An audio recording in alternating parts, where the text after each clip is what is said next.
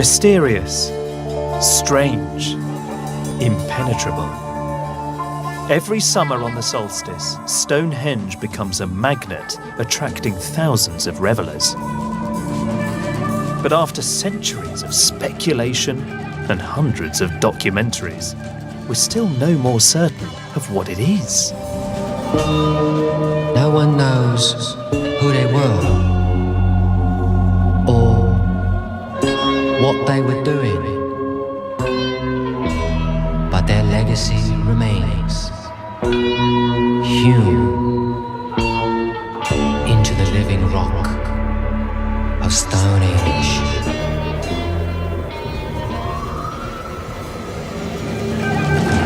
We fought over the stones.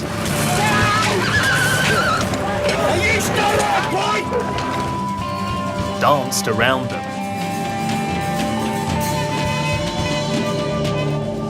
We've even dug them up. But this year, we're finally going to set them free.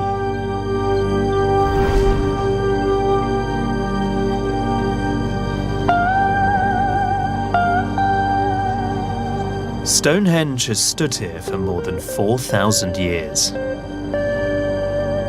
It's unique, and its mystery is as enduring as the stones themselves. No oral traditions now survive to explain the true origin or purpose of this circle of giant stones on Salisbury Plain. Perhaps this explains why Stonehenge has never lost its hold on our imagination. Stonehenge, an eclipse predictor. Stonehenge was built to point to the sunrise. Our ancestors built Stonehenge to make contact through ceremony. An important feature of every Druid ritual was human sacrifice, and many people think that humans were once sacrificed on this altar stone. The truth is, we'll never really know why they were built, and I'm not entirely sure I'd like to find out. It might ruin the magic. There's something we should get straight right at the beginning.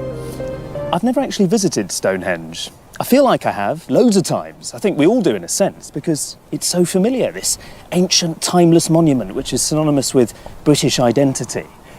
But now that I'm approaching it for the first time, I'm not actually sure what to expect. This part of England is an ancient spiritual landscape. And Stonehenge has been a place of pilgrimage across the millennia. It still is today.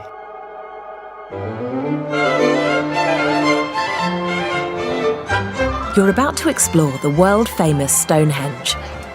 Stonehenge is a unique prehistoric temple, aligned with the movements of the sun. Its architecture reveals the sophisticated minds and engineering ability of those who built it. Right, thank you. On this tour, we'll not only find out about Stonehenge, but also the history of the landscape around it. While our visit will take you close to the stones, we won't be entering the circle itself. This is the entranceway to the nation's premier, world-famous, ancient prehistoric monument. And you approach it through this subterranean tunnel beneath a road. It doesn't quite smell of urine, but it feels like it should do. I've been trying to think of a word to sum this up, and the word that I've come up with, which I think sums up this experience, is wretched. これから世界的に有名なストーンヘンジを Stonehenge to unikatowa prehistoryczna świątynia. Visitare Stonehenge. Stonehenge ist ein einzigartiger. Connu de Stonehenge. Stonehenge gets 1 million visitors a year.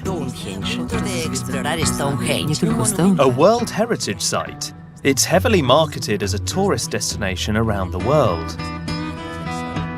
But the monument is in crisis.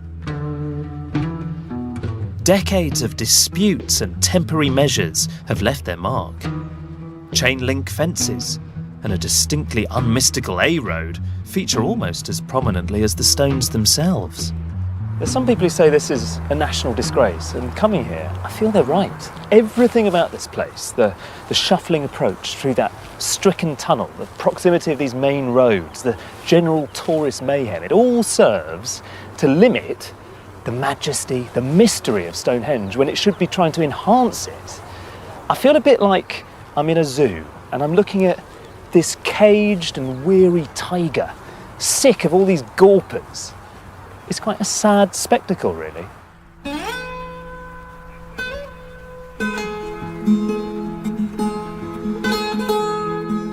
But there is another side to Stonehenge. As the sun drops behind the stones and the tourists leave the site, preparations begin for the autumn equinox. 4 times a year, the pagan communities of Britain gather, and in the hours before dawn, Stonehenge once again becomes a living temple.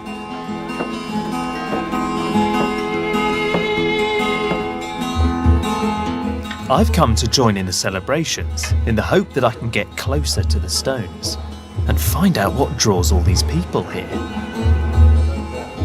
There's about 20 minutes to go until dawn, and everyone seems to be massing in the circle, which is quite exciting. There's access, and there's this curious mixture of the modern, the mundane, and the spiritual. The ceremony's beginning. Happy equinox! The ceremony is led by the Druids. Farewell, O sun, ever-returning light. Farewell, O sun, ever-returning light.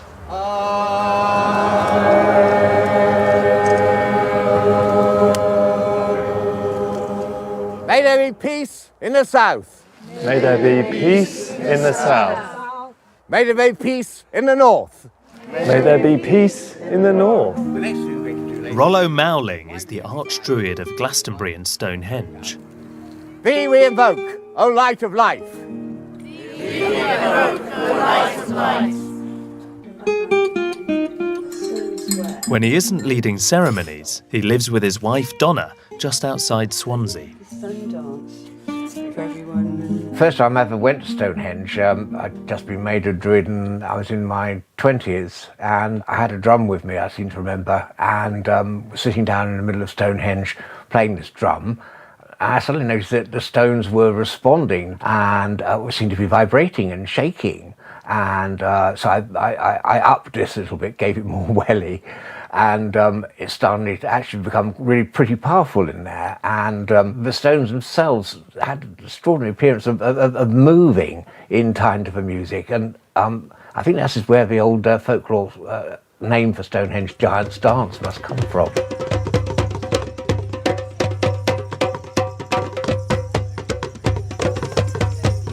Once the sun has risen and the ceremony is over, it becomes clear just how varied the crowd are.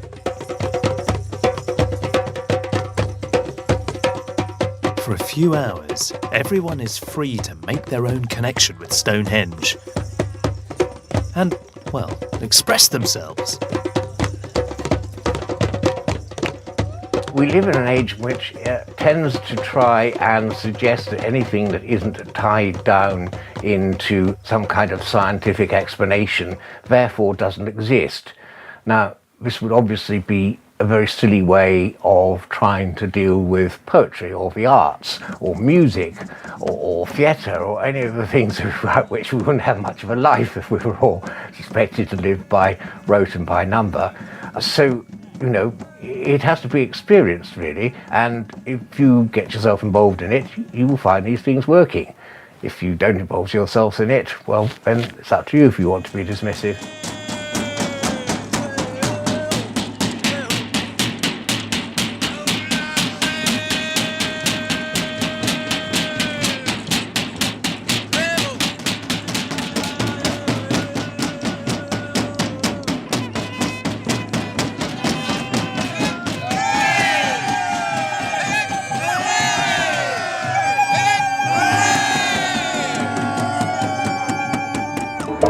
I think one of the things that struck me coming here this morning is the sincerity of the people who are within the stones at the moment. And there's something a little bit sad I can see from their point of view about the fact that in about 5 minutes they're going to get chucked off the site and it returns to the usual tourist thing where it's fenced off. Because this site wouldn't mean anything if it wasn't for people coming to it and bringing their sense of what it means along with them. And you can feel that coming on the equinox, which I've really relished. It's been quite a privilege to be here with them because suddenly it works. The stones are animated by the people.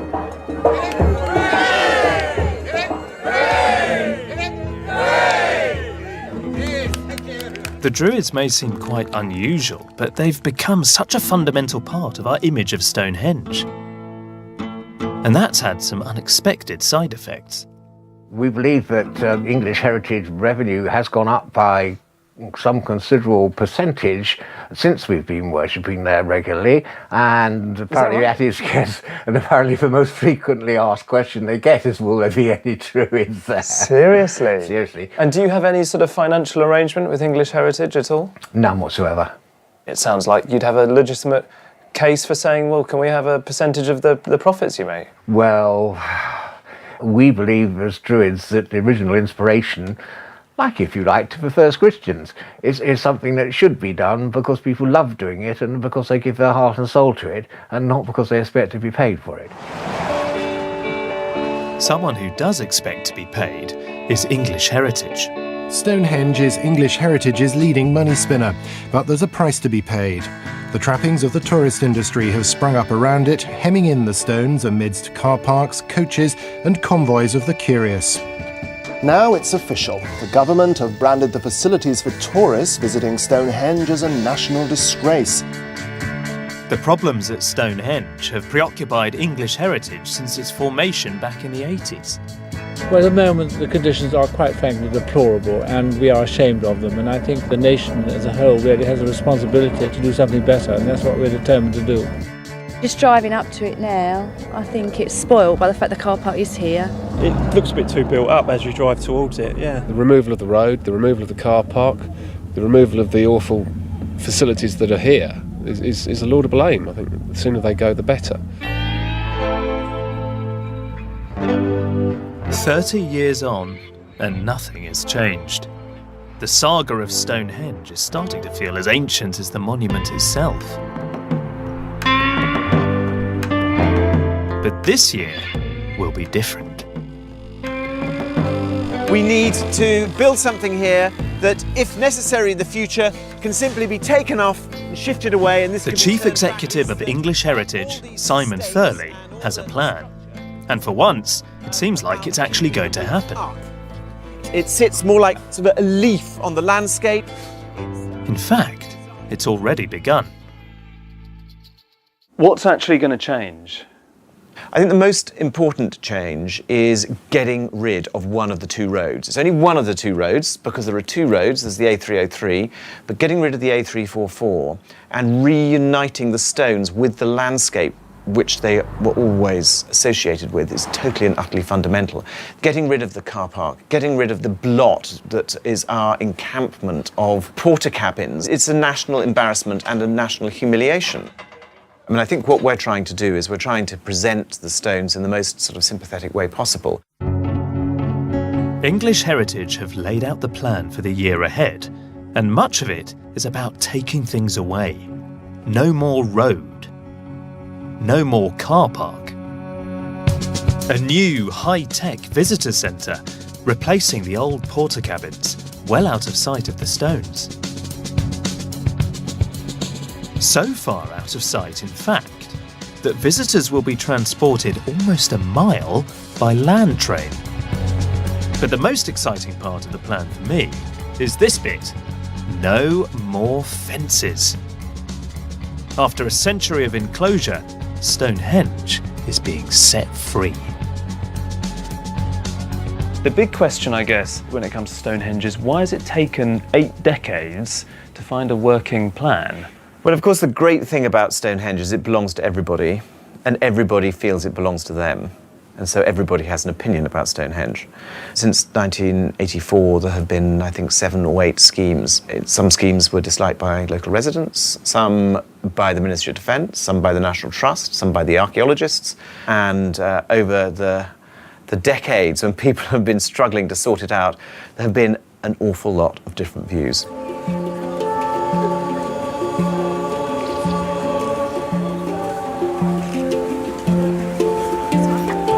Perhaps the most passionate views of all are those of the Druids. English Heritage's plans to exhibit bones and cremated remains from the site in the new visitor centre have come up against some fierce opposition. This ground is hallowed to us. Taking away the ancestors is bad enough. Putting them on display in bloody cabinets to make money at their visitor centre is not going to happen. Because when they open that new visitor centre, biggest capital project English heretics have done, 20 years in the planning. Who knew that? I mean, all this stuff about English heretics, this is all news to me. I wasn't even really aware of this whole issue. On some occasions, because we believe that those who are laid to rest should stay to rest. But he really feels it very strongly. I mean, it's quite tempting when you turn up, see all these guys wearing what they're wearing and sort of dismiss them as being these crackpots. There is obviously something eccentric about this group of people, but he really passionately believes in what he's talking about. It's a matter of belief, and belief's an important thing that we should respect, even if he's carrying a shield with a dragon on it. I intend to take non-violent direct action against them, and any means of my disposal. This issue with the bones seems to be where the beliefs of the Druids come up against the business of the heritage industry. The landscape surrounding Stonehenge is where some of the remains were found.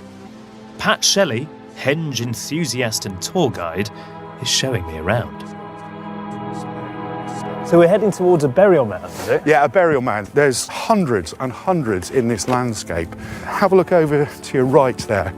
Can you see some on the ridge in amongst the trees? Yeah, loads. Loads there. There's more in the trees to the left. Most of them, not all, but most of them have been dug. What they were after were the grave goods. The gold. The gold in some cases, yeah. In all the digging that's taken place in and around Stonehenge, what you don't have is any evidence of day-to-day life. No houses, hearths, quern stones for grinding grain. It's as if Stonehenge was built in isolation of people. And what we do have around here are hundreds and hundreds of these barrows, these burial mounds. And at Stonehenge itself, 150 plus sets of cremated remains. So we're talking about a huge necropolis, the largest Neolithic Bronze Age cemetery in the country by far. I mean, is there any sort of pattern to the way they're arranged here? They're all on little ridges and they all have this kind of sight line over to Stonehenge itself. The barrows are integral to Stonehenge and Stonehenge to the barrows. And people that come on a tour or bother to come out into the landscape, what you have to remember is that for most people who have their ancestry in Western Europe, they will be genetically linked to the people that built Stonehenge.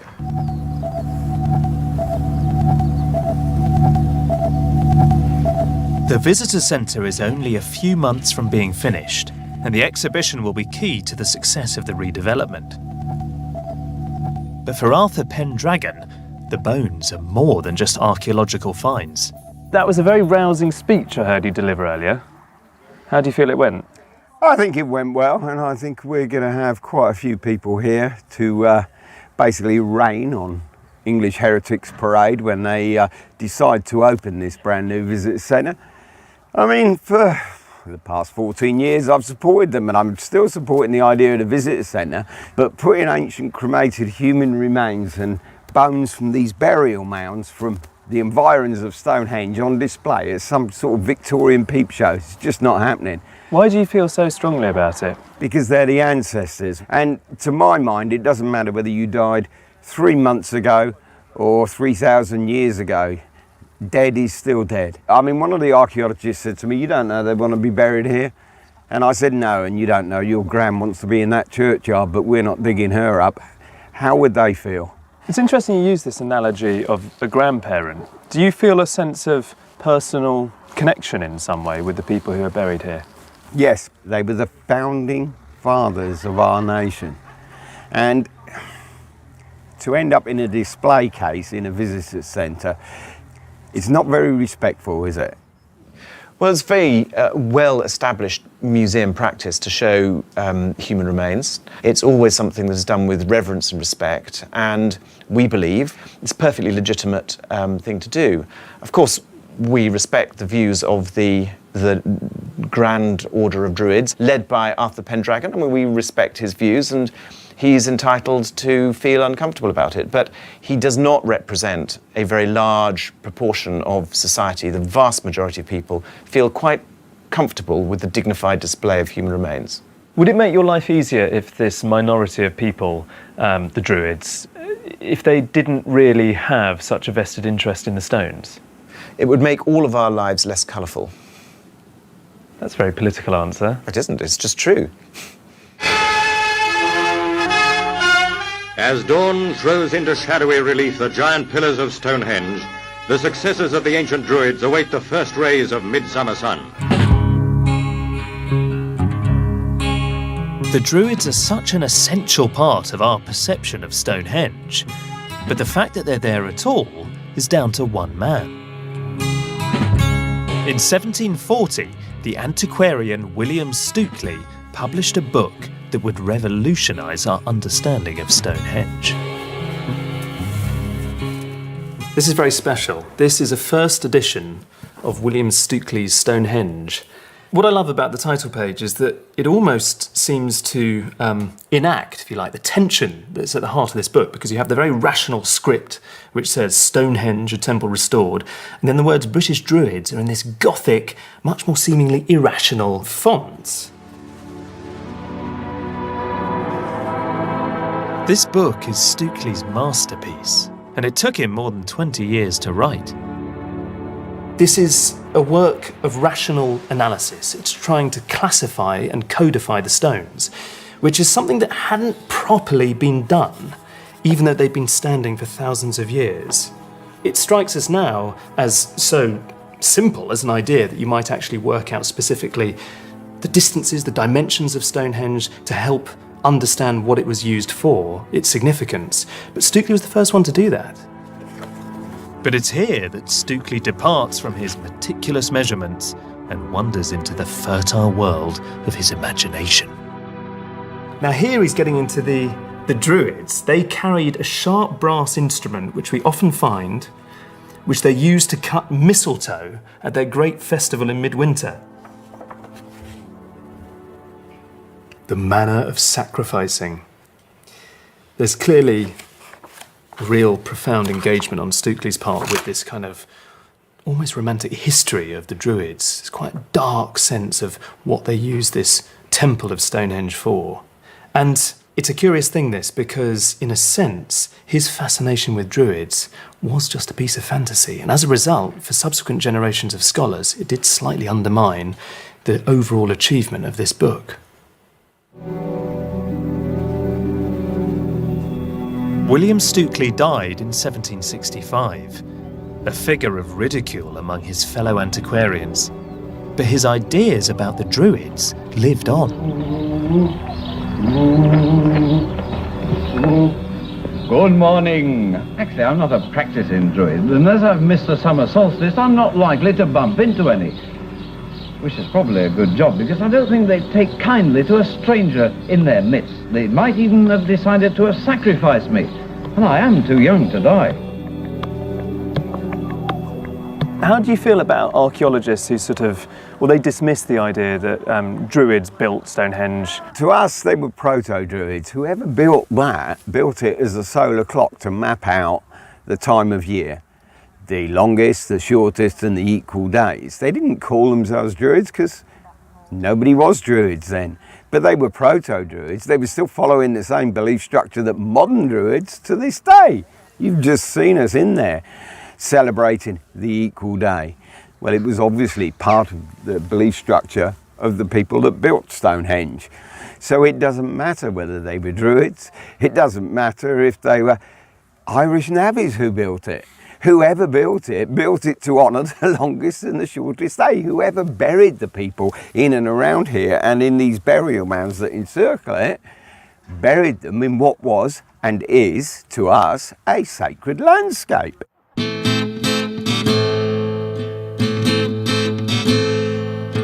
The building of Stonehenge was just the beginning. And our cities are now full of modern megaliths. We're looking out here across London. What do you think archaeologists of the future would make of this scene? Well, I think they'll get it all wrong, as usual. But I think if you believe that what a culture puts its greatest energies into is what means most to it, then I'm afraid I think that it will be a landscape that reveals an extraordinary obsession with money. Stukely was obsessed with uncovering what Stonehenge meant to the people who built it, but he had very little to go on. Do you think it's unfair that some people seem to write Stukely off as a bit of a nutter? Yes, I do. Because he was the first person to realise that the thing was oriented in some way with the solstice. Now, once you do that, you're no longer in the business of just measuring things and digging things. You're now involved with something that has purpose and motive and meaning. So you have to begin to try and work out what that might be. Of course, as he went on, he filled in more and more of the details, and I think people were less and less persuaded. On the other hand, if one looks at Stukely's legacy, people still use his measurements. He measured features at Stonehenge that have since disappeared, so the archaeologists are indebted to him. But his legacy to our present experience of Stonehenge is also huge. Stukely said there were Druids at Stonehenge. OK, when he said it, there weren't. There are now. There is a third prong to Stukely's legacy at Stonehenge, one that's possibly the most influential of all. It was one of Stukely's many interventions in the history of Stonehenge that he did turn it into a tourist site. He was the first person to make other people want to go there just to see it, though I think he would have been astonished and dismayed by what's happened since in terms of its exploitation as a tourist site, when it was just referred to always as a toilet stop on the Bath to London Road. I think it says a lot about us that we could have reduced such an extraordinary monument to that.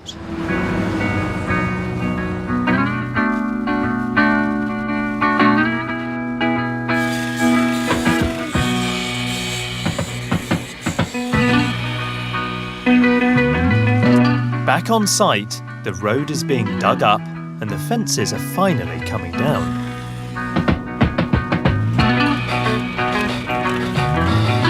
The old facilities are being consigned to history.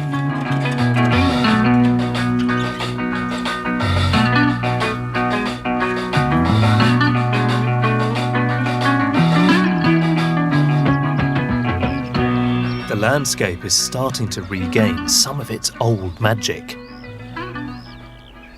A magic that's inspired some of our greatest minds. By the early 19th century, the Romantics had embraced the stones, adding their own layer of mystery and intrigue. The poet William Blake depicts Stonehenge as a terrifying scene of human sacrifice. A building of eternal death, whose proportions are eternal despair. Here Valor stood, turning the iron spindle of destruction from heaven to earth.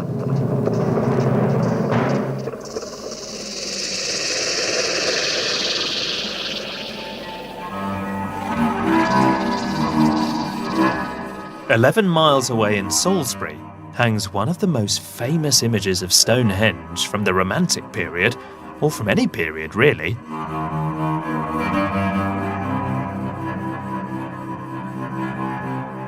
This is the watercolour of Stonehenge that Turner created in the 1820s, and it's become probably the best known visual artwork of Stonehenge.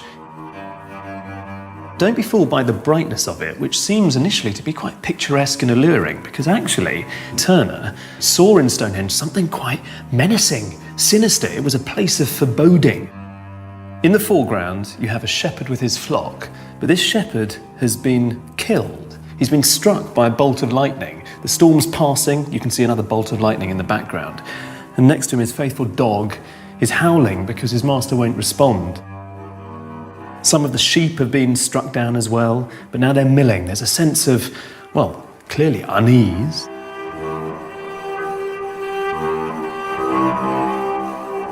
This is all about the artist's imagination. Turner here is interested in the great drama, not just of the story of the shepherd being killed, but of nature itself, with this huge, vast, roiling sky, with all of these clouds and beams of sunlight coming in dramatic diagonals, which illuminate the best part of the composition. The reason I think it's so interesting is because when you look at Stonehenge, it's not realistic at all. If you went and stood at this point, you would not see a stone circle resembling this. Turner's played fast and loose with the stones. He's taken artistic license. He's thinned out some of the uprights. He's changed the tone and colour. And that's partly what Romanticism was all about. It's about the artist imprinting their own vision on what they see in front of them. Turner's painting was reproduced countless times and it became hugely popular.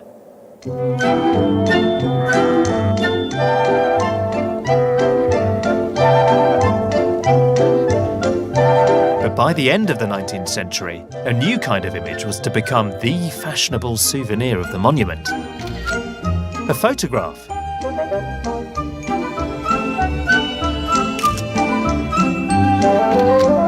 And no Victorian day trip was complete without a picnic.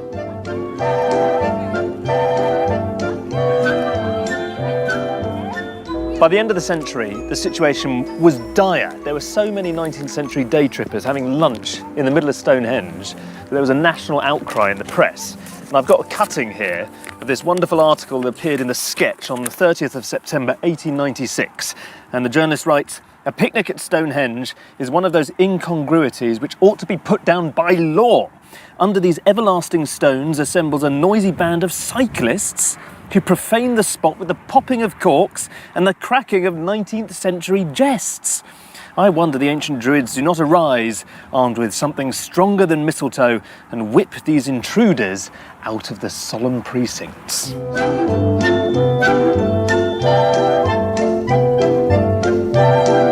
In an added affront, litter led to the site becoming infested with rats. Their burrowing was destabilising the stones. Something had to be done. Stonehenge was still privately owned. It took the First World War to change the monument's fate. Its owner, Sir Edmund Antrobus, had been killed in action, and his entire estate was put up for sale.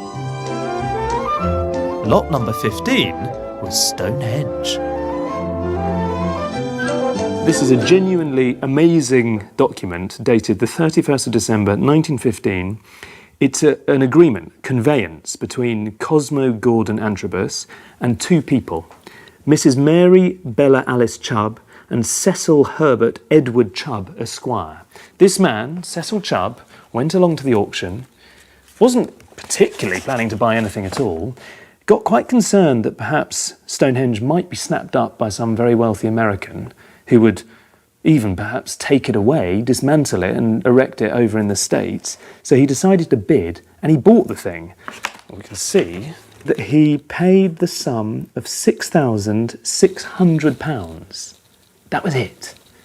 The story goes that Cecil bought Stonehenge as a wedding present for his wife, and we can only assume that she was quite hard to please because apparently she wasn't best impressed.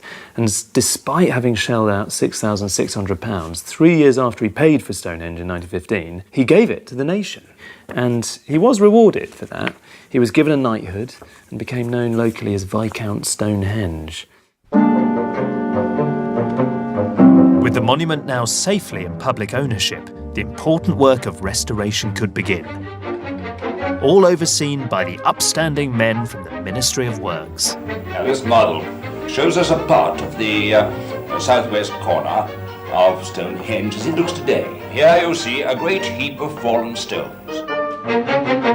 Well, the first operation is to clear up the mess, to remove the stones which now lie clumsily on top of each other, clear the decks for action.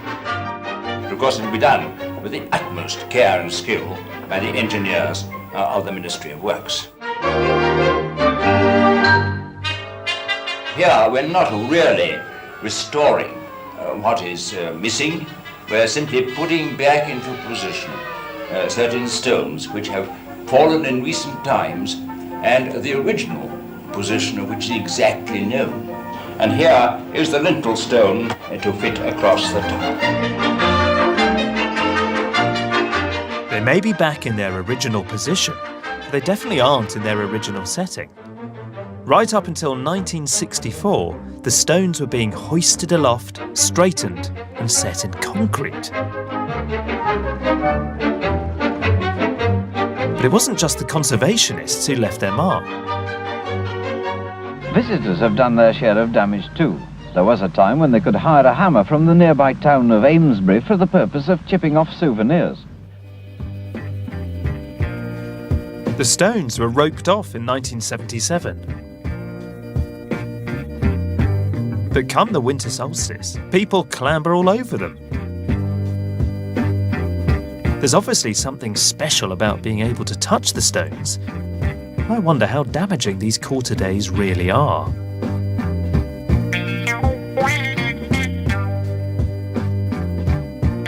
I've met up with archaeologist Julian Richards to talk about the impact we've had on the stones. There are lots of sort of marks and divots and I guess bits of graffiti and... Yeah, I mean lots of what you can see on the surface is just erosion. You know, it's the way the stones have worn and bits have fallen off, but there is some graffiti over here.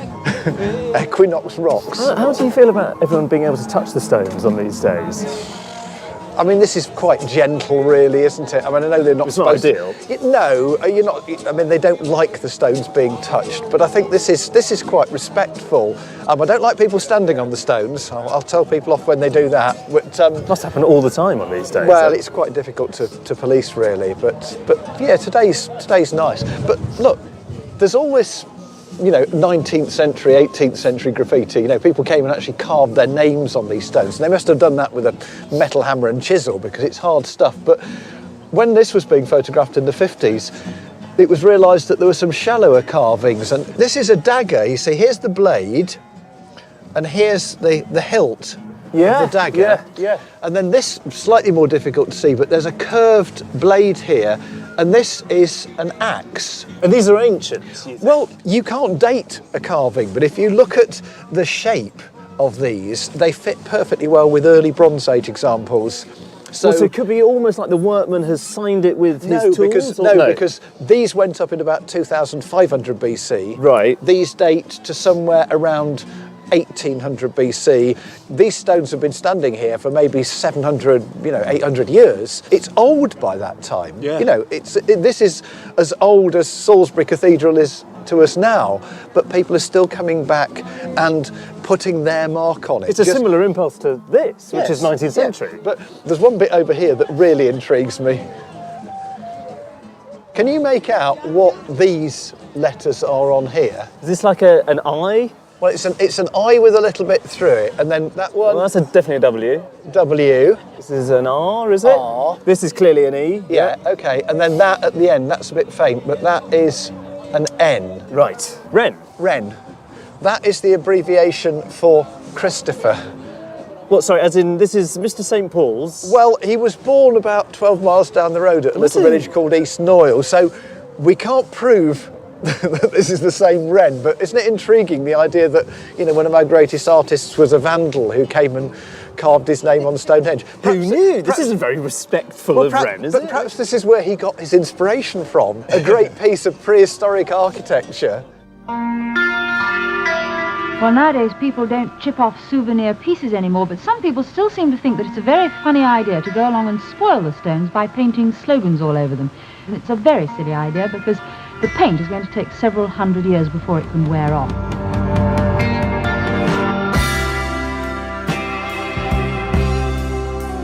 By the late 60s, Stonehenge had once more become a canvas on which a new generation could express their anxieties about the future. How do you see Britain? As a garden, a quiet, private place where people are left alone, and where disaster, tragedy, and violence are rare? Place of friends, of ceremony, of memory? Many young people in Britain, expressing themselves through new forms of music, agree with these traditional ideas. Lots of bands made the pilgrimage out to Stonehenge, but there was one person who embraced the mystical vibes more than any other. Mark Bolan. We are the children of Ra. He sings Dragon's Ear and the Children of Ron, thinking of Stonehenge, of the giant figures of horses and men carved in the chalk hills. He's no scholar, rather using electricity. He's trying to feel the meaning of the legend of Britain. He travels into his future by traveling into his past. We are the seekers of space. Through the use of a guitar, which is like a piece of wood with string on it, really, when you relate to it like that, made by man, that certain things can stir your emotions up out of a piece of carpentry, or blowing a piece of steel pipe and making you cry. It's the spirit coming through. It's when people deny sort of spiritual factors. It's very sad because it's everywhere around us.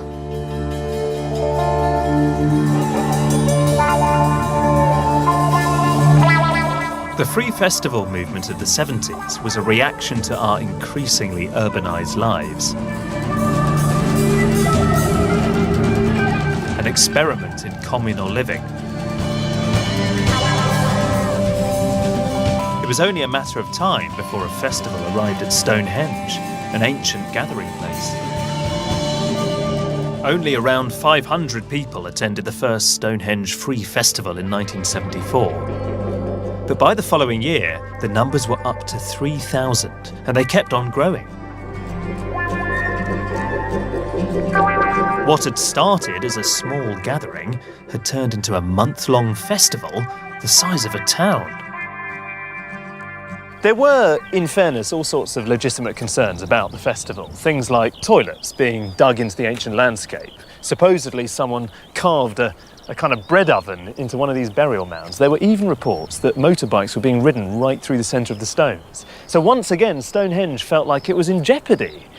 And the press, they were vociferous. They really came out against these hippies who came here for the festival. And as a result, the government was called upon to take some decisive action. But it wasn't really until the mid-80s when the idealism of the Free Festival came to a really bloody and abrupt end.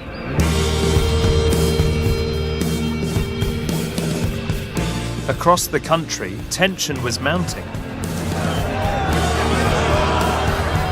The miners were out on strike, and by 1984, unemployment had reached a record high.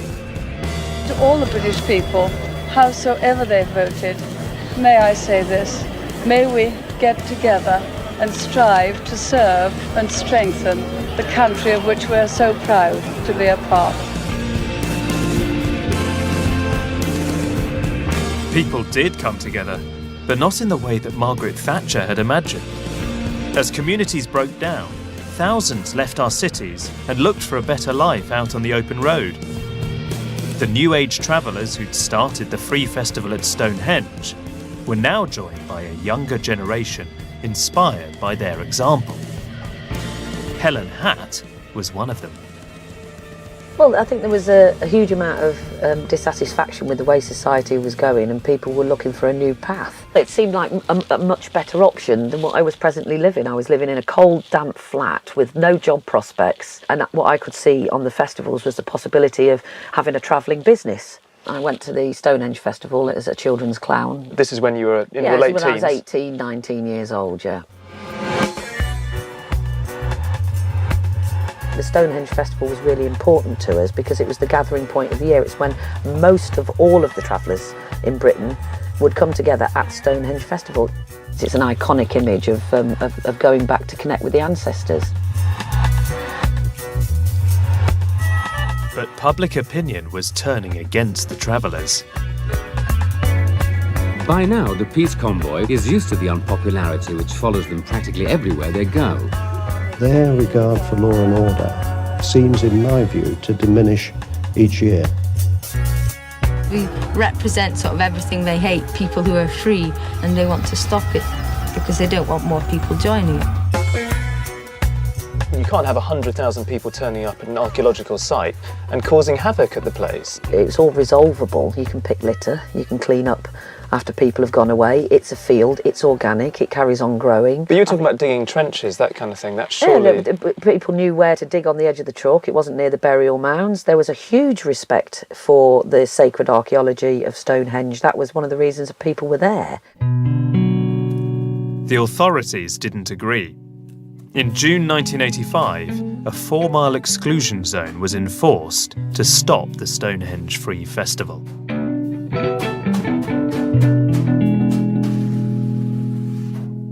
I actually got a vehicle together that year. That was I had to save up a certain amount of money and then get my vehicle on the road, and I'd done that. So I had my home, and I had my little magic box and my clown costume, and I had bookings at the different festivals, and so I hit the road properly in 1985. Friends said to me, do you want to travel in convoy with us? It was safer to travel in convoy, it was pleasant, and I said yes. I was fully taxed, MOT'd, insured, I wasn't breaking any laws, I didn't have any fear because I wasn't breaking any laws. And then we got to a point where the front of the convoy was blocked. This is the front of the convoy. There are 150 vehicles behind me. They're all heading for Stonehenge.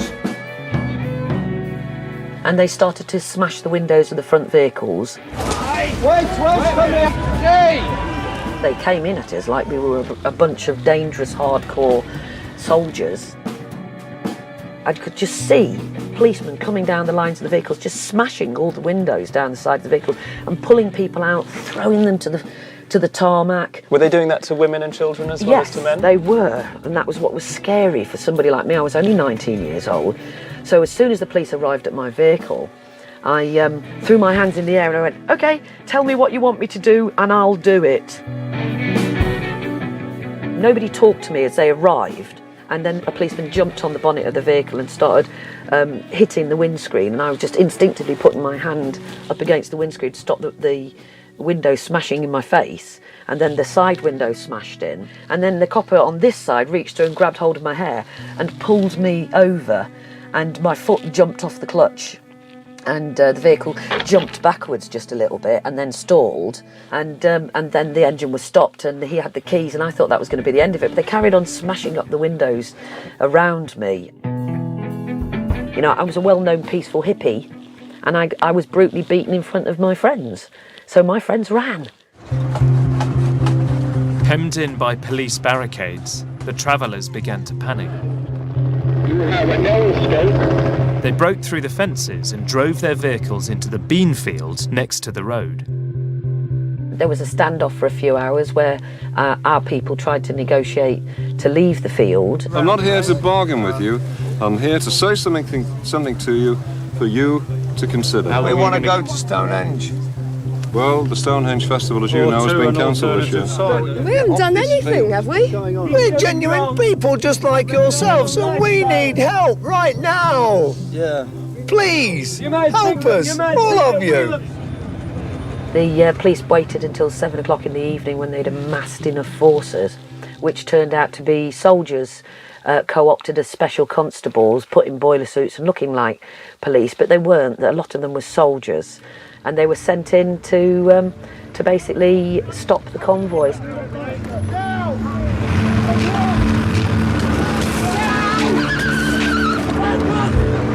Very few outsiders witnessed the events in the beanfield that day. Most of the media obeyed police instructions and stayed behind the barricades. Are you still there, boy? On the deck, on the deck. On the deck. This footage was shot by an ITN news crew, and it records the violence meted out against the travellers.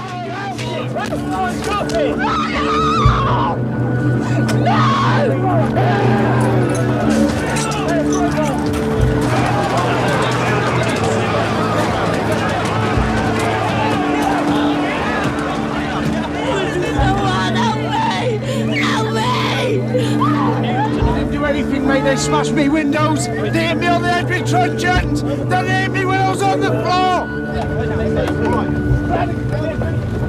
The number of people who've been hit by policemen, who've been clubbed whilst holding babies in their arms and in coaches around this field is still to be counted. What the end result will be, we don't know, but there must surely be an inquiry after what's happened here today. In the end, there was no inquiry. When the very laws and the powers that be of your country betray you and beat you up for no reason, and you genuinely know that there's no reason that should happen to you, yeah, it wobbles your faith, it imbalances you. Once a symbol of freedom, Stonehenge had become a war zone, and the battle went on for years.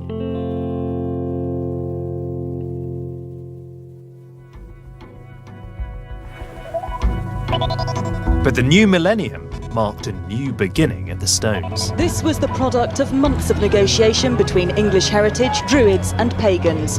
It was in sharp contrast to the violence of the mid-80s when Stonehenge was closed to all.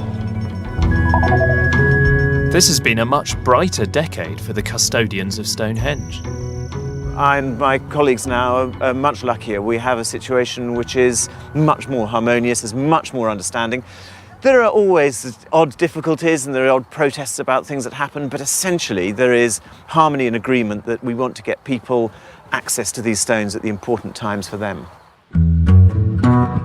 The new visitor centre opened a few months ago, but it immediately faced problems. Long queues and broken down land trains led to it being branded Moanhenge by the press. Up to 5,000 people a day head to the new visitor centre. The weekend result, an overflowing car park and a very long wait to get in. The system here of transporting people to Stonehenge is extremely inefficient. We spent exactly 7 minutes out of an hour and a half that we were here on the site at Stonehenge.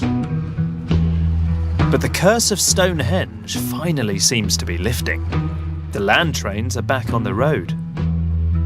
Now, how are you finding these the land trains? I think they add to the experience, actually. They're disguised as Land Rovers, which we felt was sort of appropriate. They're meant to look like a little convoy of Land Rovers. Simon's going to show me the new exhibition. I'm not sure what the builders of Stonehenge would make of all these whizzy CGI displays. But of course, one of them is here. This is obviously the skeleton, the human remains. Yes. They're here. Arthur obviously didn't win out. What do you think when you look at this chap here? I think what it shows is that Neolithic man was a man just like us, you know. These are people who, if you met him on a street today, he's a recognisable person. And I think that we want people to understand that we're not dealing with some sort of alien species. We're dealing with sophisticated, intelligent people. You know, this is not the age of the dinosaurs. The museum is full of artefacts and panels that show the evolution of Stonehenge. All worthwhile stuff and a definite improvement. But Simon tells me no day out is complete without a trip to the gift shop. Apparently there are more than 700 items of Stonehenge merchandising on sale. Britain's national monument, made in China. This is the best seller of all time. Is it? The Stonehenge snow globe. People really, really, really like them. Do you have a favourite? I mean, do you have any of this? Do you wear this at home? I don't, but I think that's kind of all right, actually. That one, I think I'd prefer to wear that one than the one that says Stonehenge Rocks, which is another massive seller. Yeah, does it risk slightly commercially exploiting the site? I mean, well, obviously we want to make a profit, but equally an integral part of going to a monument or going out for the day is buying a souvenir. Look at how many people are in here now. It is pretty full. After all, the tourists are as much a part of the story as the Druids, and that's the challenge. English heritage have a tough job trying to keep everybody happy. And despite all of the teething problems and the disagreements, the redevelopment is definitely making things better. It's the evening before the spring equinox, and I've come to a few of these things now, and I can sense the site changing. The road is being grassed over, and I feel like I'm getting much less distracted by the main road. There's clearly a case for this place working its magic. I think I'm falling for it.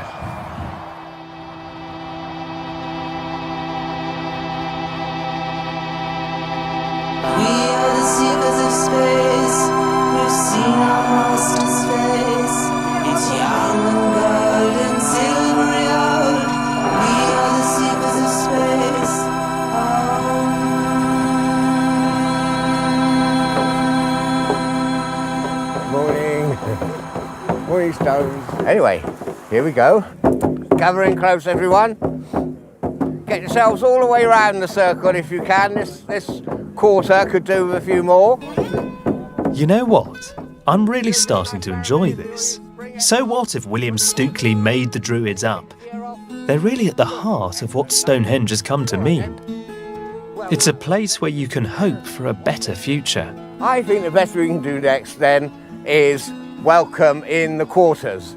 May there be peace in the east. May there be peace in the east. Lovely.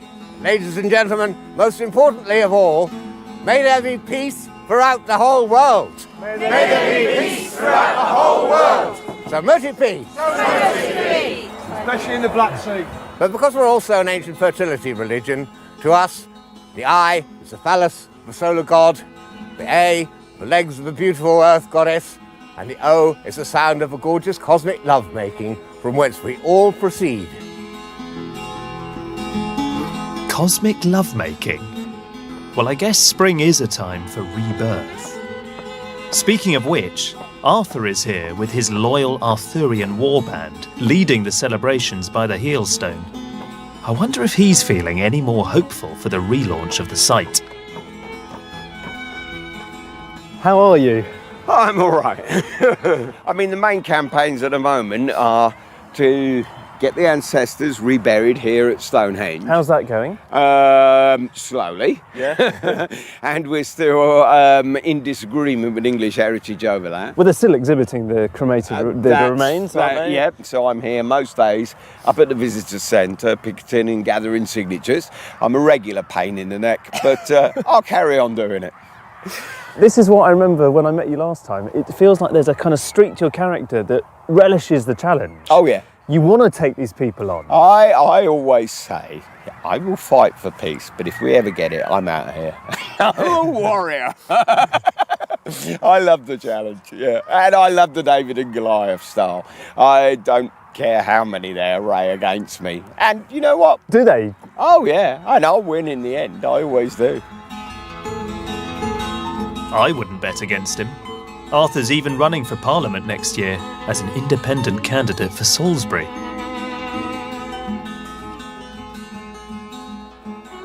It's so tempting to think of Stonehenge as part of the landscape, almost like a natural feature that feels like it's been here forever. But the whole point of Stonehenge is that it's a man-made structure. It was built with a purpose. And as a result, its meaning derives from what we project onto it and have done for millennia.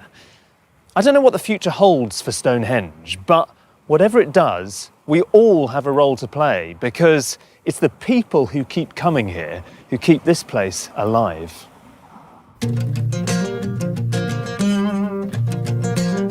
I'm not gonna talk with the elders and tell all of our hearts that he's good.